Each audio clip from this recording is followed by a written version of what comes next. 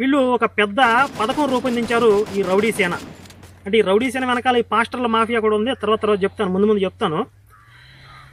ఇప్పుడు ఈ పథకం ఏంటంటే కరుణాకర్ని, అంటే నన్ను వేరే దేశానికి, కువైట్ దేశానికి తీసుకెళ్ళి చంపేయాలి అనేది వీళ్ళ పథకం.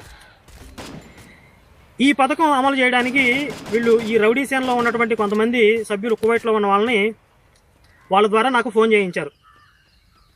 వాడు ఒక అతను ఫోన్ చేసి ఏమన్నాడంటే, అన్న మేము ఇక్కడ ఒక 30-40 మంది సభ్యులు ఉన్నాము, ఇక్కడ మీ శివశక్తి ఆర్గనైజేషన్ అలాగే ఇంకొక హిందూ ఆర్గనైజేషన్ ఉంది, ఆ రెండు కలిపి మేము ప్రారంభించాలనుకుంటున్నాం అని చెప్పాడు. అప్పుడు నేనేం చెప్పానంటే, అతను చెప్పిన ఆ హిందూ ఆర్గనైజేషన్కి మాకు కొంచెం భేదాభిప్రాయాలు ఉన్నాయి, క్లాషెస్ ఉన్నాయి, వాళ్ళతో కలిసి పనిచేయడం మా వల్ల అవ్వదు.